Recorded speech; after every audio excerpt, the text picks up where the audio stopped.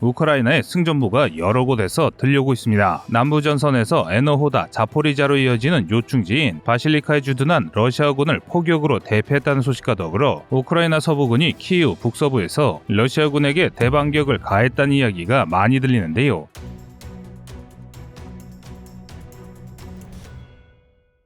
심지어 러시아군 장병들은 전의를 상실하고 항명을 한다는 이야기까지 전해지고 있습니다. 하지만 아직까지 러시아군은 건재합니다. 과거 소련군이 그랬듯이 보급 부족으로 공산개점에 도달할 징후를 보이고 있다 하더라도 러시아군은 아직 강력하고 우크라이나군이 성공했다는 공세 역시 전쟁의 승패를 가를 정도는 아닌 게 사실입니다. 상황이 이렇다면 어느 국가가 전쟁에 승리할지는 아직 확신할 수가 없습니다. 사실 우크라이나군의 자료가 러시아군보다 더 믿을 만한 것은 사실이지만 두 국가 모두 과장을 하는 경우가 많습니다. 일례로 수일 전 우크라이나군은 브로바리 방어전에서 러시아군의 전차 대열을 공격한 영상을 올리며 적전차 부대에게 큰 타격을 입혔다고 선전했습니다. 하지만 해당 영상을 끝까지 보면 러시아군이 혼비백산하며 후퇴하는 것은 맞아도 실제 타격은 크지 않았습니다. 그 이유는 우크라이나군의 화력이 부족하기 때문인데요. 이를 통해 알 수 있는 사실은 우크라이나가 미국을 중심으로 한 서방의 정보 원조로 러시아군의 위치를 파악하며 능동적으로 대응하고 있으나 전력 부족이 심각하다는 것을 알 수 있는데요. 하지만 그럼에도 우크라이나가 적어도 전투에서만큼은 러시아를 압도하고 있는 것은 분명해 보입니다. 그 근거도 명확합니다. 바로 영국 국방부의 전황 발표인데요. 지금 보시는 사진은 영국 국방부의 3월 12일 발표 자료와 3월 14일 발표 자료를 나란히 정렬한 것입니다. 보시다시피 변한 게 거의 없습니다. 오히려 수미에서 보로바리로 진군했던 부대가 역으로 섬멸당한 것이 확인됩니다. 동부전선 역시 마찬가지입니다. 일전의 전황과 변한 게 없습니다. 이를 방증하는 게 러시아군의 발표입니다. 지금 보여드리는 내용은 러시아의 3월 9일자 전황 보고인데요. 이 내용 중 스테프노웨와 타람추크에 주목해 주시기 바랍니다. Народной милиции Донецкой Народной Республики в ходе наступательных действий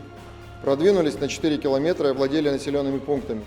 Подразделения российских вооруженных сил взяли под контроль населенные пункты Красная Поляна и Степное. 다음에 보여드리는 영상은 러시아의 3월 14일 전황 보고입니다. Группировка войск Луганской Народной Республики, продолжая наступательные действия, взяла под контроль населенные пункты Ташковка и Грачево.